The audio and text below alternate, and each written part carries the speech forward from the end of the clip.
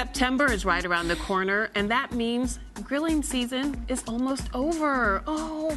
Well, here to teach us how to craft the perfect Labor Day barbecue is Chef Ted Pryor, Executive Chef of Manhattan Seaside Grill. Welcome to Arise, Chef Pryor. Thanks for having me. How are you? Really excited. Okay, so if we're not a grill master like you, how do we get this surf and turf on and do it the right way for Labor Day? It's very, beef and lamb is very different than fish, obviously. So we have two restaurants. One's the Seafire Grill, and one's Benjamin's Steakhouse. So we really have the best of both worlds.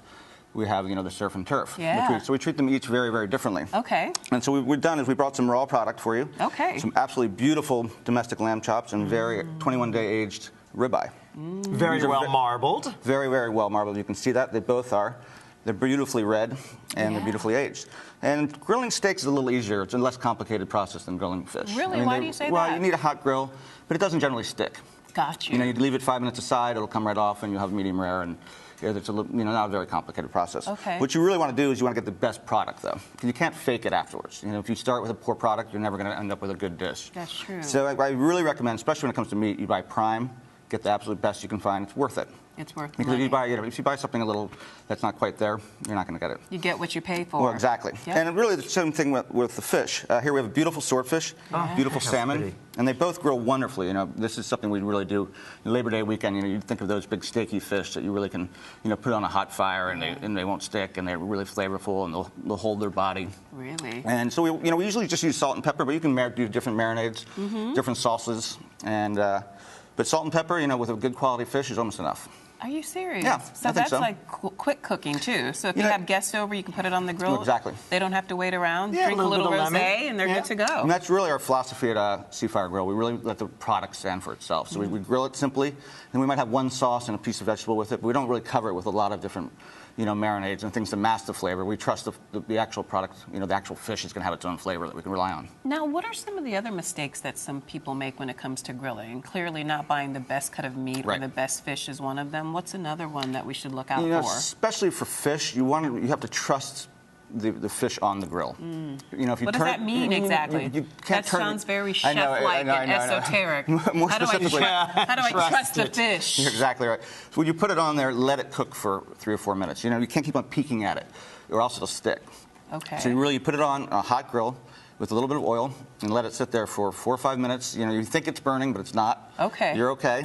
And then... Are you sure it's not burning? It's not burning. Okay. And after 5 minutes, and you can see this as we go over to the cooked product. It has a nice grill on it, grill marks. But it was on there for about 4 minutes, 5 minutes until we turned it. Okay. And it comes right off. But if you do it too fast, it will stick. Well, I'm an all-year griller. I have love a great that. So am I. And you've worked at Lidl, Opia, Orsay, Michael Jordan's Steakhouse. How do we mere mortals take our barbecue to the next level? I need this information. Yeah. I think a lot of it obviously has to do where you don't go to necessarily the supermarket if you don't have to. Find your fishmonger, an absolute, real fish store if you can do that. Not everywhere can do that, but try to get to know your, the guy that's cutting your fish and finding your fish. That's really what we do is we source things beautifully. But after that, you come up with marinades, and there's all sorts. You can just do very simple, parsley and garlic and oil marinade for your swordfish, and a citrus marinade for your salmon, and the steaks. Again, we just try to keep it very simply. Yeah. What do people tend to do wrong? I mean, there's a lot of mistakes you can make. What can you do wrong? What do we avoid? I think people generally just they can overcook their fish, and that becomes especially swordfish. Swordfish is a little there's technique to it. You want it to just bring it a little under all the way cooked, so almost medium.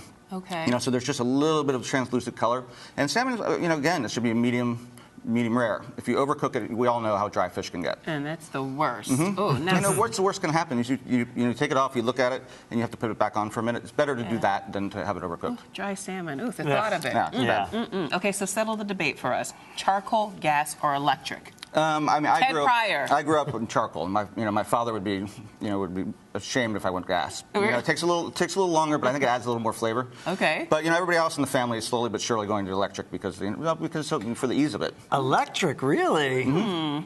What do But you? for the family, I'm for a the city- gas. You're a I'm gas guy? And yeah. gas. My Yeah. brother just put in a big gas grill, and he loves Yeah, it. So they're We all made amazing. fun of them, but we just. Especially in the winter, I have a terrace, so I go out on the terrace. I want to do it quick. You know, you don't want to sit there and like Exactly. wait for the coals and be putting the fluid on it. Wait, so grill season doesn't have to end just because I don't September's think so. around the corner? No, we've Okay.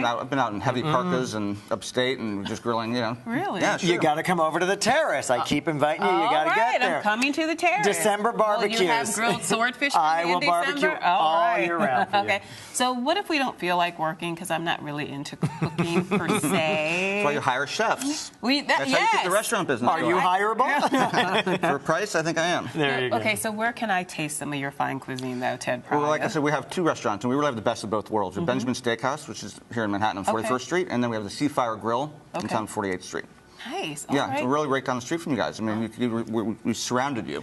We can go to his place and let him barbecue for us Yes, this weekend. exactly. Yes. That's exactly what you do. All right. Come on over. We'll be working all weekend. All We're right, ready to we'll go. see you on Monday. It's a date. Done deal. Thank you so much for It was being a here. pleasure to be here. I'm ready to get my grill on. Well, my eat I'm on. ready to eat. All right, so you dig into that. Can I dig into I'm this? gonna go to Absolutely. break. Lamb chops are great. Yeah. You're watching Arise Entertainment 360. Is that yummy? It is delicious.